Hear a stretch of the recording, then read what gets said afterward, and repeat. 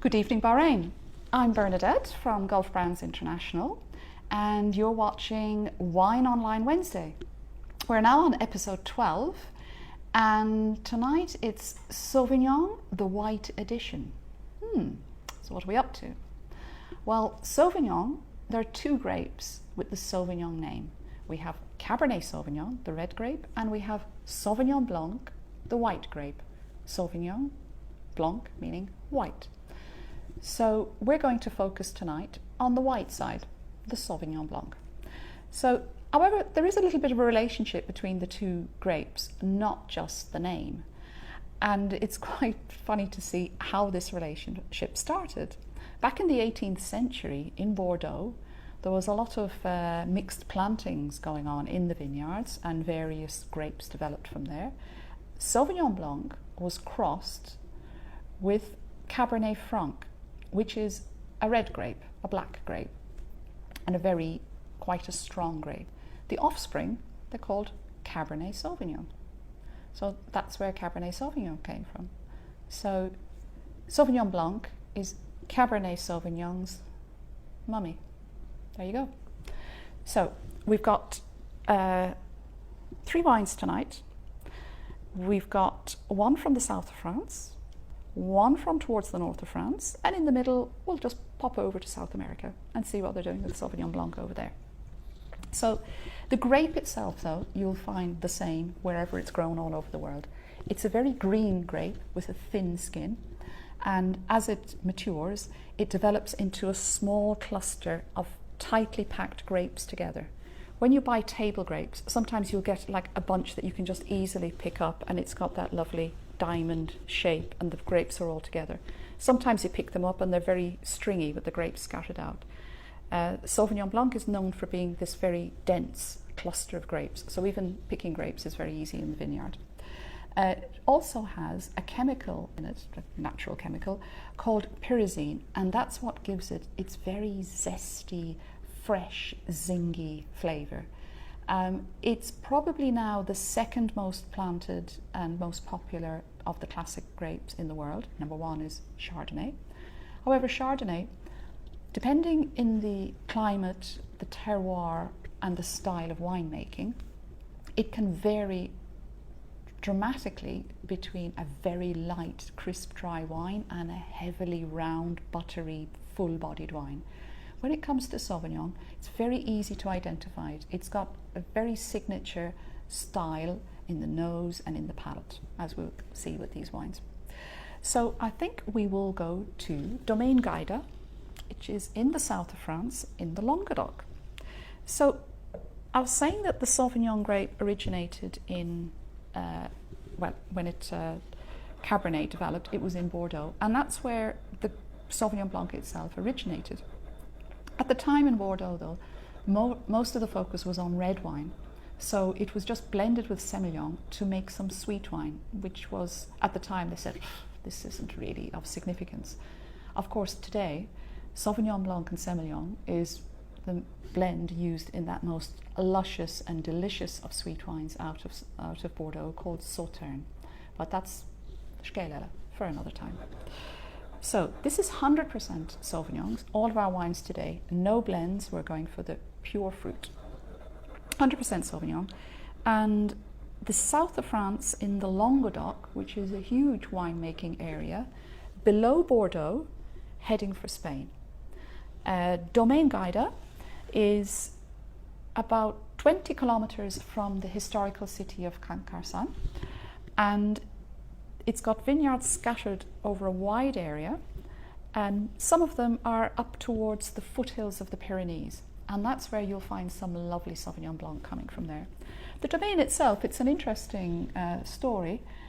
2 Englishmen and a Frenchman and set up the winery together. In 2003, Tim and Vincent, the winemaker, met in South Africa, and within a year, in 2004, Anthony joined them from the UK, and Domaine Gayda was born.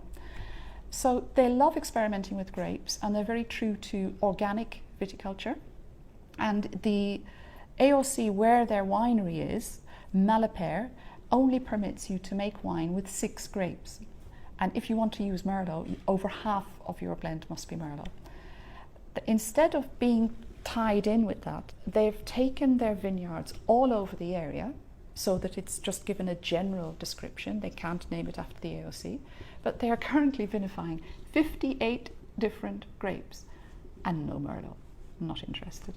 So they love Sauvignon Blanc, and in the foothills of the Pyrenees, you're in a very protected area, but it's very windy.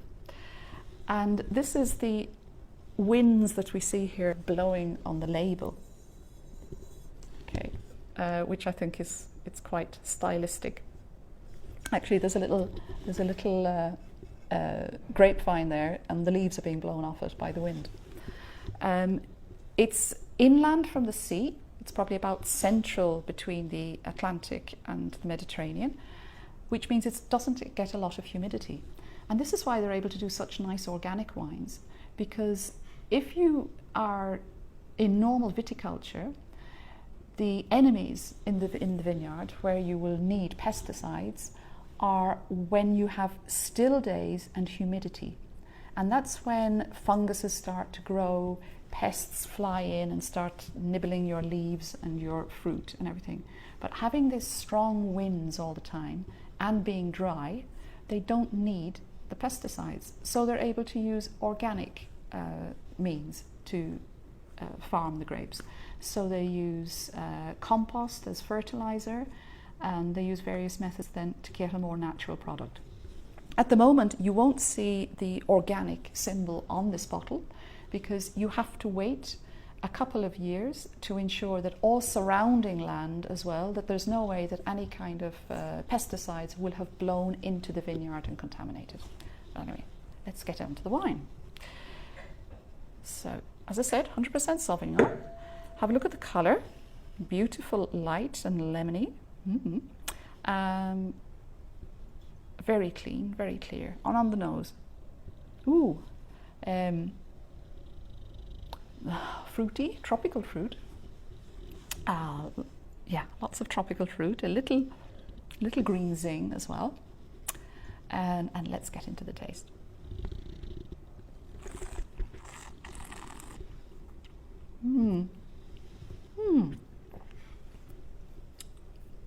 Oh, that's fresh, refreshing, beautifully balanced acidity. Dry, but the tropical fruit is so deceptive, it just goes down a treat. It's very lively. The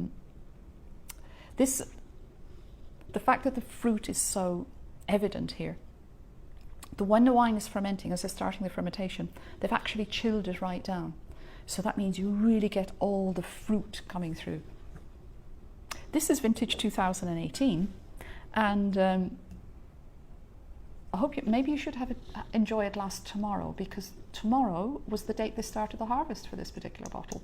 So it's its birthday tomorrow, 2 years from vintage. Okay, that's so fresh and zingy and lively, yes. Now, let's go to Chile. We're going down to the Maipo Valley in Chile, and we're going to our friends Vina Chocalan, who are a beautiful, well-established family winery in Chile. And this is a wine that they do under the Inspira label. It's meant to be a fun, relaxed, enjoyable wine. So it's very easy to appreciate, goes down nicely. The Maipo Valley, while it's a bit closer to the ocean than somewhere like the Domaine Gayda, again, it's got cooling breezes coming in from the sea, so that gives it the right moderate climate. The vineyards are on hillsides, so they get the right amount of sun. The soils there are pretty granity, so quite stony. Okay, now we're getting these signature aromas of Sauvignon. So fruit, tropical fruit, light fruit, lime. But this one is a little bit more herbaceous. I can get lemongrass, a little hint of green pepper, and something like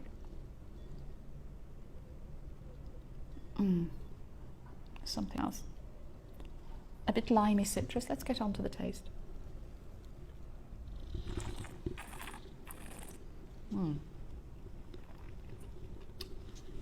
Yeah, it's got that signature fruit zinginess, but I'm getting a bit of apple that definitely wasn't in the French one. I think if you look at the two of them together, Terre d'Oc, Inspira, this is just slightly darker. And definitely this has got a more herbaceous angle to it. A little bit more savoury.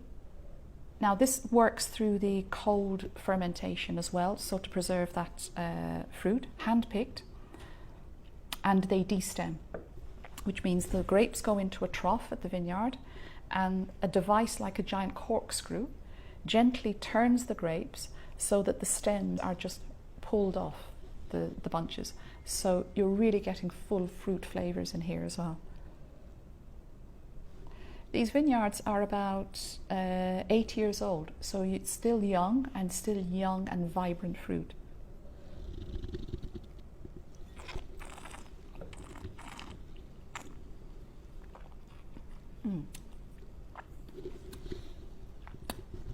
Very zingy, still zingy, a little bit more rounded. I think the finish is ever so slightly sweeter, and I think the Terre d'Oc has got a little bit more acidity, a little bit more zap in it. So let's now move on to one of the most famous places in the world for Sauvignon Blanc. We're going up to northwards in France, below Paris, and the Loire Valley, which is the area is a long narrow valley following the rivers, running horizontally across France. And there's an area called Sancerre. So here the wines are named after the actual grape variety, Sauvignon Blanc, Sauvignon Blanc. Here it is Sancerre. You can only have a Sancerre wine if you use Sauvignon Blanc. If you're in the Loire Valley and you grow Sauvignon Blanc somewhere, you cannot call it Sancerre unless it's in the little small area of Sancerre. So this wine today is from Domaine Pelle, and the domain itself, the winery, is at the east end of the Loire Valley, a town called Morogue, and there we're going to meet the Pelle winemaker family, which goes back 4 generations. Today it's in the hands of Paul Henry, who's been making wine there since 2007. So he's the 4th generation. So his great-grandfather started making wine. When they started making wine, it was very much a family affair. They made it for their family, then their friends, then a wedding, then for the little bistro in town, then for another few bistros, and it grew from there. But it really took off when the grandfather, Henry Pelle, took over, and that's why quite often the domain is referred to as Henry Pelle. He's the one who really made such standout wines and has a fantastic reputation. So the Sancerre area is a little bit away from the winery itself, and in 1982 they planted La Croix de Garde, which is a vineyard of Sauvignon Blanc. And there you'll find caillotte, these limestone pebbles. So we're seeing that with Sauvignon Blanc, it likes stony soils, it's not soft, sandy or very cloy clay soils. Let's have a look on the nose here. Ooh. Whoa, whoa, whoa. Well, sorry, I skipped the colour. Look at this, deep golden yellow on the nose. We're getting the signature scents, we're getting the freshness, we're getting the lime, but there's other things going on in there. There's a mellowness and a bit of stoniness, a minerally clean effect. So let's have a taste.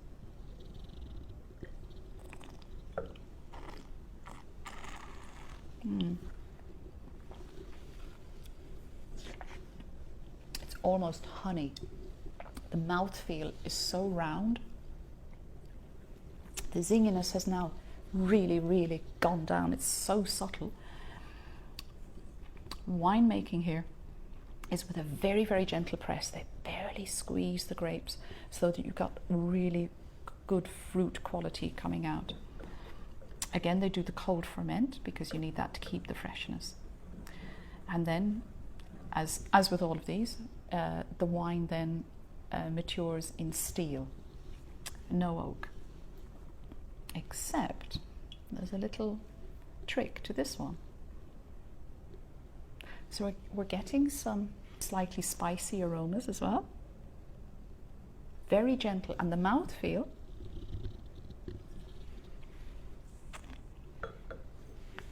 comes from the fact most of the wine is matured in stainless steel, but they put a small amount into a foudre, which is a massive barrel. Now, a typical wine barrel would be about 225 litres. The foudre is 2,000 litres. It's usually a very old barrel, so the more times it's been used over and over and over again, the less influence there is of the oak. So basically, it's just giving it that little bit of depth, a little bit more structure, and it comes through just right. There's a little bit of peach in there. Karen McNeil, who's a relatively new wine critic, she's called this the Ingrid Bergman of Sauvignon Blanc, and I think she's got something going on here. There's an elegance in here, an elegance and a refinement, rather than our zingy, fruity, and now we're talking refinement. These wines are very food friendly, so, but obviously they'd go for seafood, light dishes, salads, pasta. They can also work with tricky things like mushrooms, if you have a mushroom risotto, something like that. Some vegetables and herbs like a pesto sauce. Cheese, just the very soft cheese, or a blue cheese, especially with this, I think would go very nice. And I've also had Sancerre with mint chocolate. That was an interesting experience. However, I think a really good food for this would be sushi. So I chose a few pieces tonight in conjunction with Chef Kevin from Sato Restaurant and Gulf Hotel. And we talked about the wines. Oops, excuse me, I'm going to drop my chopsticks. And he came up with some lovely pieces. So we've got some nigiri here. So we've got beautiful salmon, and the fatness of the salmon I think would work with all of these. Then we've got some spicy tuna, tangaroshi, I'm not sure if I got that right, which is called the gunpowder, which is like a blend of 7 spices. So you can imagine there's quite explosive little kick in it. And then we've got the beautiful refined white belly, the yellowfin tuna, the hamachi, and there's a bit of truffle yuzu oil on top. Okay, as always, just have your bit of ginger and wasabi on the side. So I'd like to say thank you, Kevin, at Sato in Gulf Hotel. I think this will be quite an interesting accompaniment while tasting these tonight. So, well, we've reached episode 12, and quite often in making videos there's always a director's cut. So I think tonight my director, John Paul Fox, will enjoy having some of this sushi because it's just too much for me. So I'd like to say thank you to John Paul for his patience over the last 12 episodes. So all I need to say now is bon appetit and enjoy sushi en Sancerre and Sauvignon Blanc. Thank you.